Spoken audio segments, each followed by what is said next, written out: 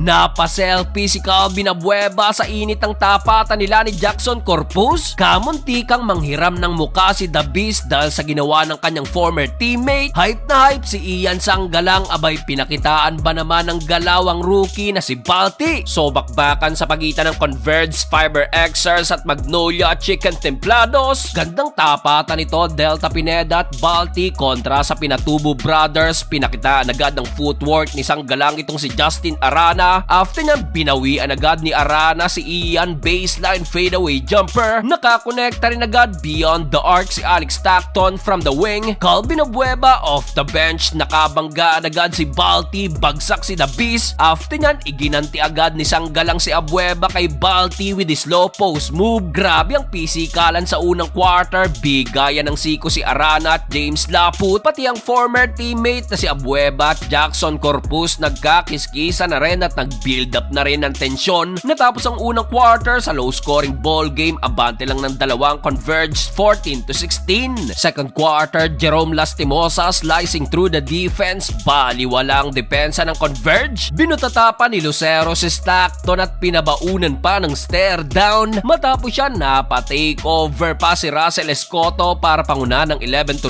run ng hot shots. So far may 11 points na rin si Escoto, shooting 5 of 6 sa field. Under 6 minutes nang mabawian ng butata si Lucero ni Baltasar at yung double-digit lead na nagawa ng Magnolia. Mabilis na natunaw ni Shani Winston at Kevin Racal. Wala nang isang minuto, heto na naman solid na binagsakan ni Jackson Corpus sa muka si The Beast. Halos mabura ang muka ni Abueva. Dahil dyan natawagan ng flagrant foul, penalty 1 si Corpus. After nyan, tinapos naman ni Alex Stockton ang first stop sa kanyang hang time acrobatic layup. Baba sa tatlong lamang ng Magnolia, 36-33. Start of the third quarter nang ibabaw agad ang triple tower ng Converge na si Arana, Balti at Santos. Dahil dyan agad na napatawag ng timeout ng Magnolia nang makuha na ng Converge ang lamang 42-43. Pero right away, sumagot naman agad ng mga big man ng Magnolia. Back-to-back 3-pointer ni Xavier Lucero. Naipa si Ian Sanggalang ng kainin na naman sa ilalim si Balti. Under a minute mark, si Calvin Abueva naman pinagpagadepensa ni Corpus sa kanyang spin cycle and one. May pabaon pang kindat sa camera si The Beast at nakuha pa ni Abueva ang ikalimang foul ni Corpus. Natapos ang third period, nabawi ulit ng hot shots ang lamang 59-56. Fourth and final quarter, Converge naman agad ang napatawag ng timeout matapos ang 4-0